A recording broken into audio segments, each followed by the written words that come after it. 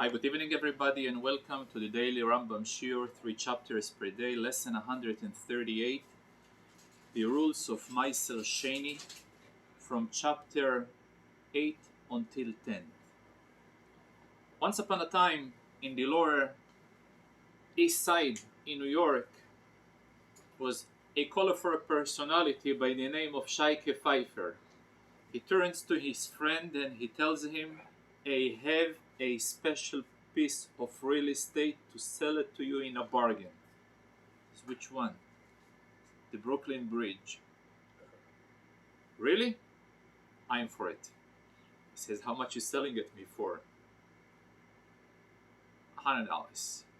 No problem. Give me the papers and pen, I'll sign for it. I'm committing. He gives him the paper, the pen, signs it, hands him back the paper. Later, the friend of the buyer turns to him, he says, don't you realize that he is just trolling you, he's fooling you? Why did you agree to buy it? He says, of course I knew that he doesn't mean it, but guess, the golden pen remained in my possession. The point that I'm saying this story many times, in any type of transaction, sometimes the buyer, especially in a high-ticket item, when a luxury product is in stake, so he gives as a complimentary type of gesture to the buyer a complimentary items. And when it comes to the rules of Maaser Sheini in transactions in general, it is very important to define whether it is part of the transaction or it is just a promotional material or a marketing item in order to encourage and to leave a good impression upon the buyer. The thing's getting more complex because we were discussing the previous days about the duty of a person to carry with him or the actual products that grew in his field and eat them for Maaser Sheini in Jerusalem, or if it is too heavy for him to carry the fruits, he can exchange them to the value, carry the wallet. In the olden days was no credit cards, was actual coins he carried with him to Jerusalem, and over there he was purchasing. So the first example that the Rambam introduces in the first chapter, when he is purchasing for those funds a animal. Now it is, since an animal typically consists of flesh, of bones, of skins as well. So the question is whether the skin is included in the price or the skin was just a gesture that was given to him by the buyer. Why is it so important? Because any type of a product that Maaser Sheini was able to purchase, so holiness from the original cash was transformed to the actual product. If I'm saying that the actual holiness was transformed to the entire product, including the skin, so the skin must be treated with the unique holy restrictions and requirement that Maaser Sheini must be treated. If he gave it to him as a gesture, so then it can be treated as any other type of mundane items, not a holy item. So when it comes to a typical animal that was purchased with the funds of Maaser Sheini, the ruling depends who he was purchasing the animal from. Was he purchasing it from a mom and pop operation, or was he getting it from a professional trader? If he was getting it from a not a professional trader. Most likely the skin was given to him as a gesture, as a good faith, as a favor, and therefore it should not be treated as Maaser Sheini. He can turn the skin for his personal use. He can make a leather type of coat or any type of products. If, however, he purchased it from a professional trader in the marketplace, then it was a since traders do not give any free lunches, and most likely they have equivalent value dollar per dollar or animal for dollar, and therefore it is a full exchange of the money that was handed to him, and therefore it should be treated with the kedushat, with the holiness of Maaser Sheini. The same discussion goes further when what was purchased was a barrel, sealed barrels of wine. So if those barrels of wine were purchased from a professional trader, so obviously they should be treated with the holiness of Maaser Sheini. If it was from a mom and pa operation, it was given as a gesture. However, when the barrels of wine are open, so even from a layman, it was also not given as a gesture, since typically it is open, so generally it should be only liquid, and if he gave in the bottle, so obviously it was worthwhile to give it to him, not as a promotional item, but in exchange for the funds that he was paying, and therefore it should be treated as Maaser Sheini with the entire holiness of it. The question is how he knows which one is what. Like if he bought it from the professional guy, how do you know he's a professional and the other one is? Oh, in case that he knows. We're talking over here that there is what we call the tagarim and ba'alei habayit. Tagar is a professional trader, and ba'al habayit is what we call today a lame person, a personal type of a transaction, a person who is not sophisticated in the intricacies of commerce and so on. So for that reason, it should be. And by the way, the same discussion goes further. There is baskets of fruits and vegetables, whether there is even a treatment, the shells of egozim, nuts, whether the shells should be treated. So generally shells are not considered Maaser Sheini, since to begin with they have no intrinsic value, and it is clear that a person purchasing only for the contents of those shells, not by any means for any value in the shells itself. Another scenario, a person went ahead to Jerusalem and took the funds he carried with him for Maaser Sheini, and he purchased a deer. A deer is a kosher animal, and the deer, Nebuch died on him. So this is a holy deer because it is Maaser Sheini. He cannot eat it because it is nevela. He cannot sell it because it is holy. He must bury it. He cannot even redeem it, because what will he do if he will redeem it? The only thing he can do to feed the dogs.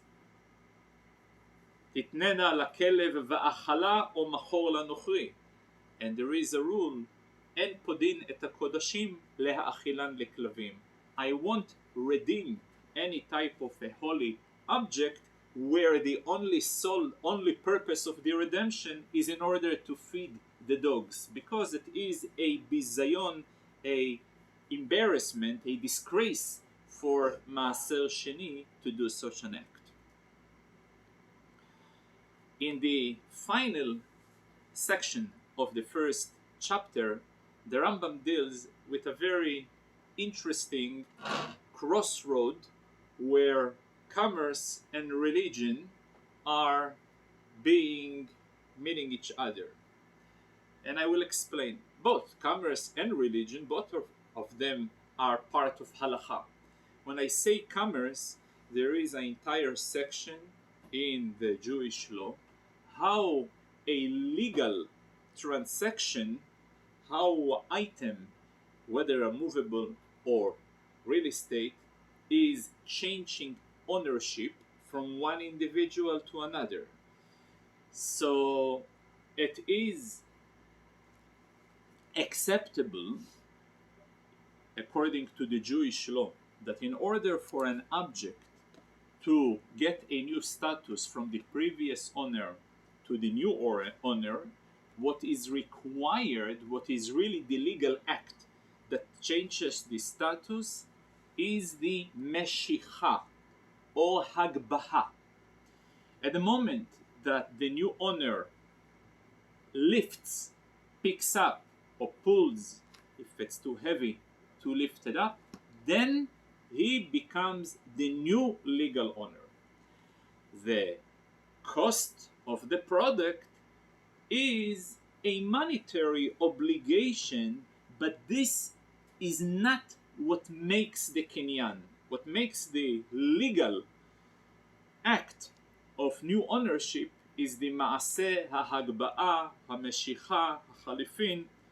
Kesef is not what makes the kinyan. Of course, if a person went ahead the opposite, in other words, if a new buyer of a product went ahead and lifted the item, he cannot regret. The deal is done. The deal is done. He is the new owner with all the consequences, with all the implication that comes with it. What happened if it was the opposite? If the new owner paid the money, but he did not make the hagbah, so legally, he is not the new owner. Legally, in principle, the mocher, the seller, or the buyer can legally back off from the deal. In reality, Chachamim instituted that if one of them initiates a back off, a regret from the deal, he gets a mishepara. Mishepara is an entire ceremony where Bet Din declares that mishepara, the one who paid, who punished the generation of the flood and the generation of Apalaga, he will be the one who will take care of the one who promises velo omed bediburo, and he is not making good on his promise. But as far as the actual deal, in principle, there is no deal. So again, when it comes to commerce, what makes the deal is the actual act of Hagbaha. What is in Maaser Sheini, exactly the opposite. In Maaser Sheini, the ruling is Venatan hakesef vekam lo, that when it comes in order to convert the funds from funds of Maaser Sheini and to remove the Kedusha from them into the product, at the moment that he purchased the actual product, though he did not do the act, the Kedusha was transformed. Now everybody knows that in every free society, markets are moving. Sometimes they are moving northbound, southbound, occasionally sideways. But generally they are always dynamic, they are always moving. So here is a very interesting scenario. A person, he came from his home with an entire pile of money to Jerusalem. The money is a holy money. It's the money of Maaser Sheini that he's about to purchase in Jerusalem products for his Farbrengen. As we spoke yesterday, Maaser Sheini is one long Farbrengen. So he comes with the pile, and there is two scenarios. There is scenario number one, that he lifts the pile, and basically legally from a commerce perspective, the fruits are his. From a Maaser Sheini perspective, the money was not converted yet. So let's say when he spoke with him about his commitment to pay for the fruits, he spoke with him that the value of it will be he buys the fruit for $10. He buys the fruit for $10. Now, and he lifted up. After he lifted up, suddenly the price spiked to $20.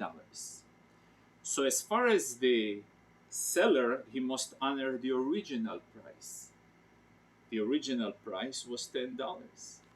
As far as converting the funds to the Maaser Sheini, the conversion must take place in the current new price. In other words, he has right now a right that basically $20 of his pocket has been right now will have to be converted to those fruits, or those fruits manage to represent to be applicable towards $20 of his pocket. Sometimes markets can go southbound. At the moment that he made up with him, well, I'll buy this product for $10, and he lifted up and he needs to pay him $10. Now, even though the price plummeted, he still need to pay him $10. But to the owner. But as far as Maaser Sheini conversion, since he was not yet giving the money, he needs, or the ability of this fruit to pull or to convert, are able to convert only $5 of his wallet and not more. This is in a case where a person initiated first the legal act and only then the monetary obligation. Sometimes it can go in reverse. A person made the monetary transaction first without a legal act of Hagbaha, so he took care of the Maaser Sheini conversion, of the religious aspect in the transaction. As far as the commerce side of the transaction, it is depend on the commerce, since, as we have spoken, as long as the Hagbaha was not made, though money was received, there is always a principal option for the seller or buyer to back off. So here is a very interesting scenario where commerce and religion are meeting at the same corner and will be different implication. The second chapter, which is the 9th chapter of Hilchot Maaser Sheini, is speaking about the subject of Neta Reva'i. Neta Reva'i is a plant at the 4th year. Everybody knows that when a person, כי תבואו אל הארץ, said in Chumash, Vayikra Parashat Kedoshim, when you coming in the land, the first thing you do, ונטעתם את פריה, you will plant the fruits. 3 שנים ערלים יהיה לכם לא יאכל. 3 years, anything that grows is forbidden, not only be'achila, but also behana'ah, and according to some, not only in Israel, but also b'chutz la'aretz, according to some, not only by Jews, according also to non-Jews. It's a very important, very soon we're going to get the idea behind this olam. However, whatever grows at the 4th year, don't rush. You gotta treat it with a very special holy gloves. Same way as we have learned about Maaser, a person can carry and should carry whatever grows in his field to Jerusalem. If it's too heavy for him to carry, again, he can convert it into money and carry the wallet with him to Jerusalem. Same procedure as we have learned in Maaser Sheini. It is important and interesting to note the Sefer HaChinuch is the book of education who always gives us a little clue about any mitzvah, some reasoning, some twist, some taste to relate. So he gives a few interesting explanations. One explanation that he gives similar to Maaser Sheini, the God Almighty desires to bring in under the auspices, under the tent and the wings of wisdom, the entire nation. But he is aware that not everybody can raise into full-time scholarship. However, by introducing this ritual of carrying already fruits or the conversion of the fruits with him to Jerusalem, he will be exposed to the spiritual environment, and there is no way that one or two or three members of his household will be inspired to rise to the role of education and Torah study and getting more involved. So that's one idea about utilizing every opportunity in order to increase the frequency of the visits in Jerusalem. But then he brings another two explanation in the name of the Nachmanides. The Nachmanides, the Ramban, Moshe ben Nachman, he brings that God Almighty, he wants to prevent any form of harm. There are many types of foods that are forbidden because they are harmful. Anything that grows in the first 3 years, since by definition it's excessively moist, it's not ripe enough, so the consumption of the person of such product will harm him. So for that reason he restricted altogether any access, not only by direct eating but even benefit. It is forbidden because it may lead to direct consumption. Further than this, he says when finally a person is already growing some fruits at the 40th year, so the first needs to go to God. Similarly, the same idea of bikurim, chala, mereshit arisotechem, from the beginning, from the first, from the ripest of your product, you should go and give to Hashem. For that reason, Neta, Reva'i, the plants that they are growing at the 40th year, a person needs to carry with him to Jerusalem. But even in a way, the quantity is way more than Maaser Sheini, because while Maaser Sheini is only a tenth of the products that grow, in Neta Reva'i it's not the tenth, it's the entire field. He carries with him or the entire field or the conversion of the entire field, but it's a way bigger quantity. Even the scholars instituted that outside Jerusalem, merchak yom echad, a distance of a walking of 1 day to any direction outside Jerusalem, they should not bring with them the cash, they should bring the actual fruits. The reason, le'ater shukei Yerushalayim baperot, in order to purify, to decorate the markets, the Shuk Ben Yehuda and all that, with fruits, in order to introduce a good environment, because those fruits were just given away. You cannot go and sell them, they must be given away. So this is one of the procedures that used to treat. It's not only that, if it's more than 1 day, maybe something happened to the food and it's not eatable.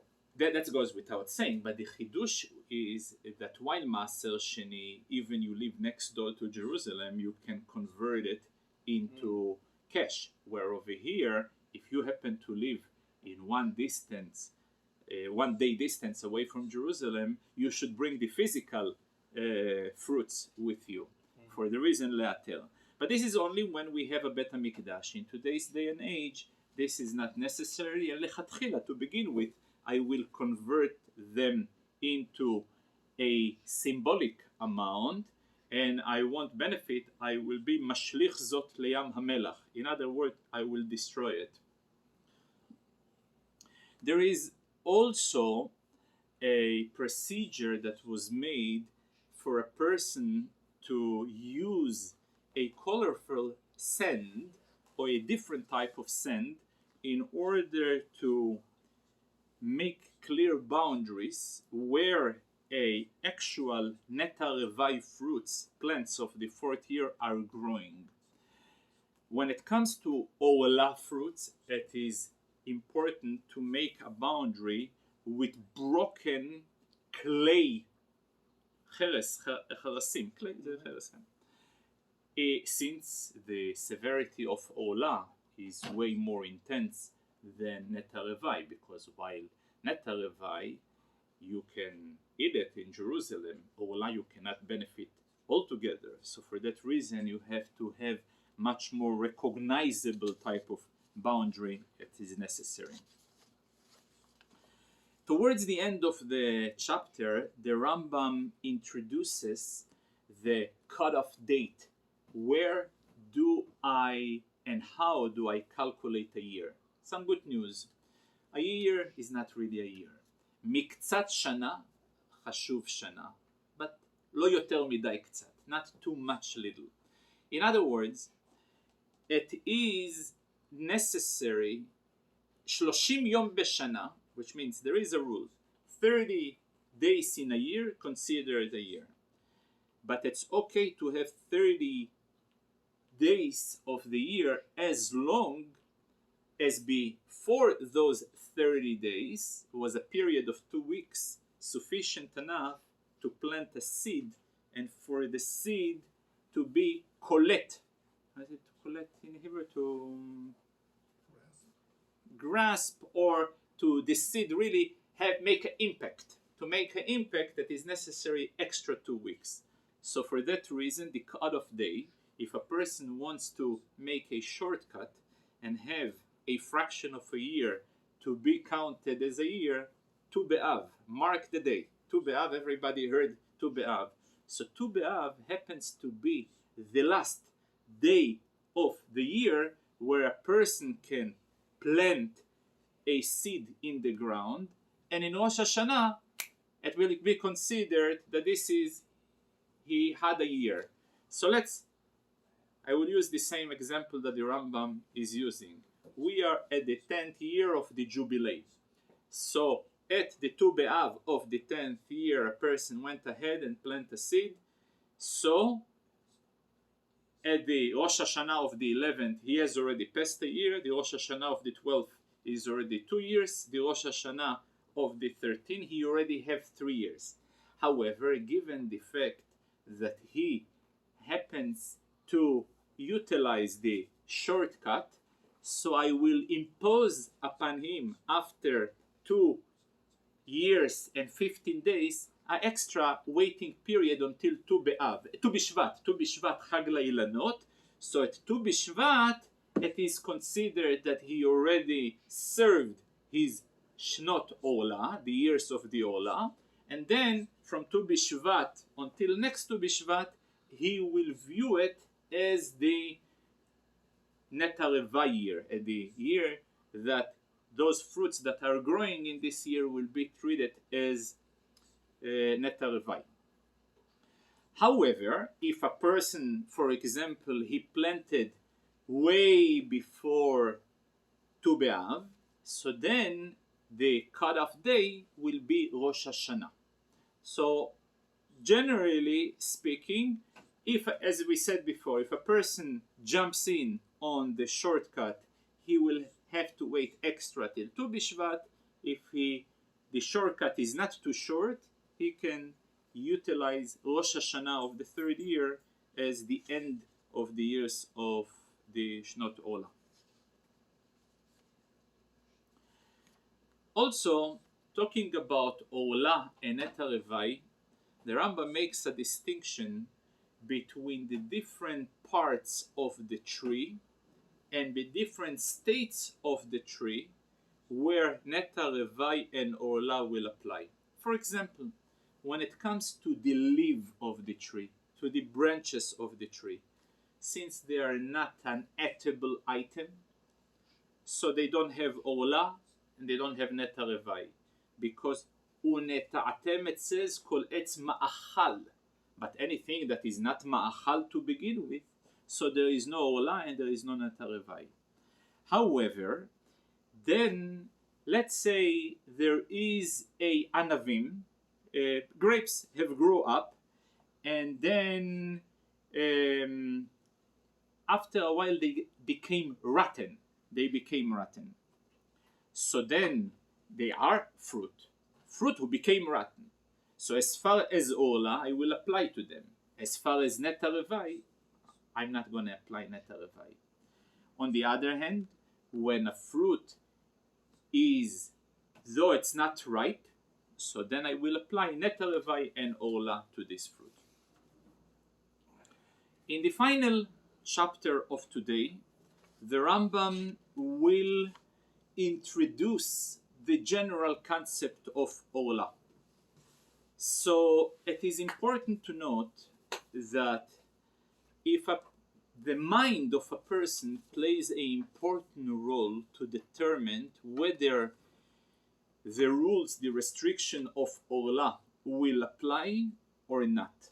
For example, a person can plant an entire tree, fruit, but his intention with this tree not to be used as an orchard, as a fruit, but to siag, to make it as a fence. You know, many people, they have gader chai, a live fence.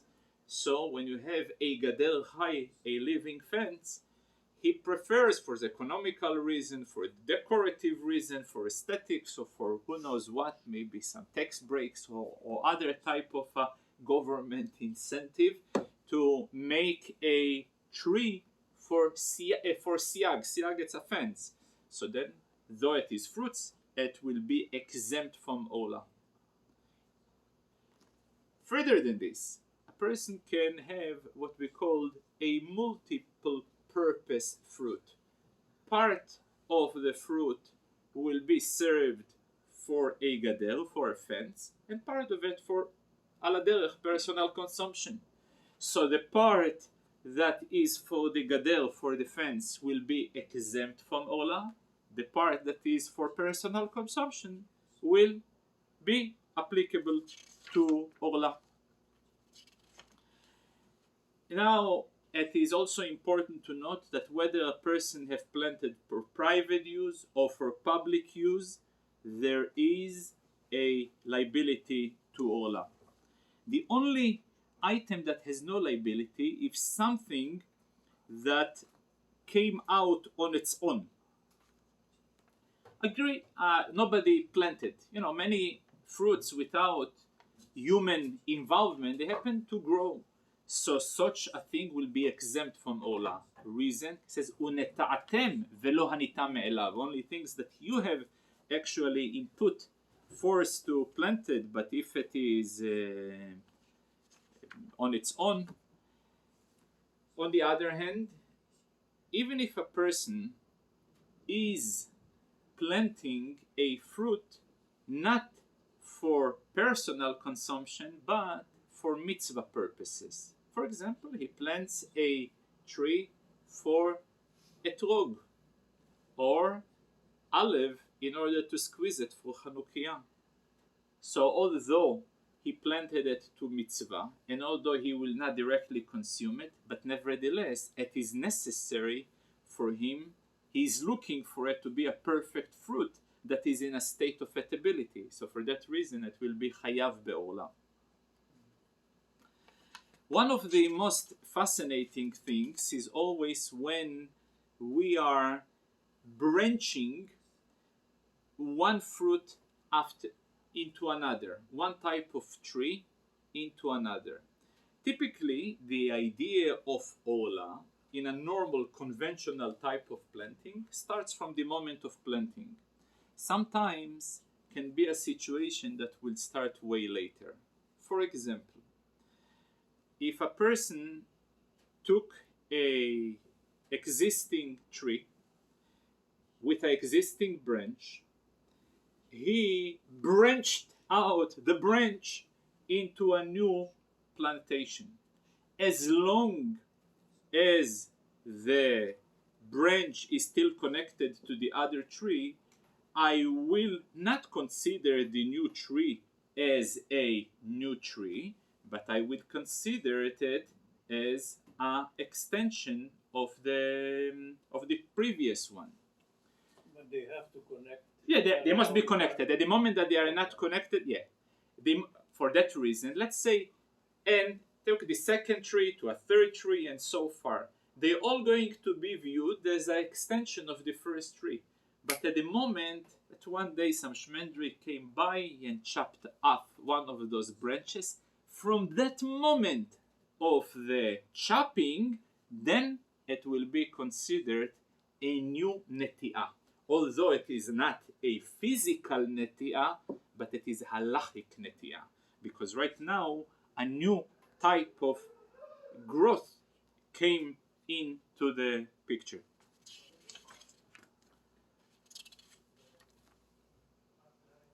Then there is a very interesting, what happened if a ola, you went ahead and planted a existing fruit in the orla in the ground. So although you're not allowed to do it, but nevertheless, if you have done it, hatzomeach, whatever will be grown, will be mutar. And this is a general rule in many isurim, in a situation of ze veze goem, when there is two causes are leading to a single result, then I will ignore the contribution of the prohibitive cause and I will be matir. So in this case, the gidulei orla, whatever grows from the orla, they grew as a result of the contribution of the ground and the contribution of the actual prohibited plantation. So since it is ze veze gorem, it will be mutar. Thank you very much. I want to wish Shana Tova u'metuka and Ktiva v'chatima tova to everybody. Thank you.